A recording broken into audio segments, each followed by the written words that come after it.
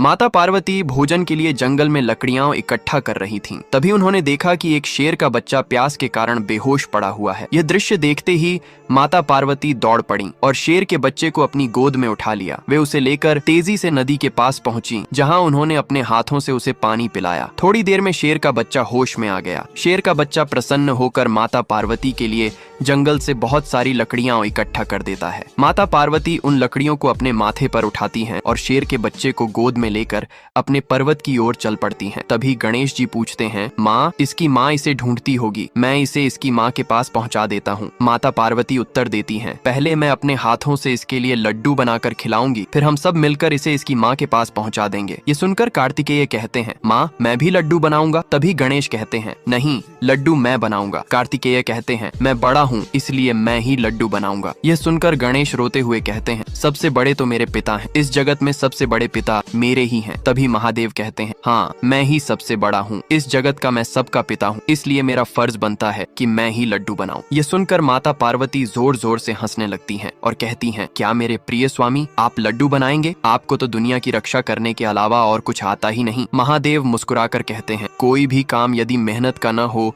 तो उसे करना ही नहीं चाहिए, और मुझे तो वही काम पसंद है जिसमें कड़ी मेहनत हो। मैं यह करके दिखाऊंगा। माता पार्वती फिर हंसते हुए कहती हैं, ठीक है, मैं इंतजार करती हूँ, आप बनाइए। तभी महादेव एक बड़ी कड़ाही में एक बहुत बड़ा लड्डू बना देते हैं। उस विशाल लड्डू को देखकर माता पार्वती, गणेश, कार्तिकेय और शेर का बच्चा डर जाते हैं। महादेव कहते हैं, डरो मत, मैंने यह लड्डू अपनी मेहनत से बनाया है। गणेश कहते हैं, पिताजी, मैंने इतना बड़ा लड्डू कभी नहीं खाया, आपने मेरे लिए इतना बड़ा लड्डू बनाकर माँ से जीत हासिल कर ली। महादेव कहते हैं, बेटा, यह लड्डू तुम्हारे लिए है, मैं इस जगत का सबसे बड़ा पिता हूँ, इसलिए मैंने सबसे बड़ा लड्डू बनाया है। इसके बाद महादेव गणेश को उठाकर उस बड़े लड्डू के ऊपर बैठा देते हैं। जो छोटे छोटे लड्डू बने होते हैं वे कार्तिकेय और शेर के बच्चे को दे देते हैं। सभी आनंद पूर्वक लड्डू खाने लगते हैं। तभी माता पार्वती कहती हैं, मैं तो आपकी इस बड़ी लड्डू को देखकर हार ही गई। यह सुनकर सभी जोर जोर से हंसने लगते हैं। फिर भी नन्हा गणेश बोल रहे हैं, मेरे जगत पिता के लिए किसी ने लाइक और कमेंट नहीं किया है।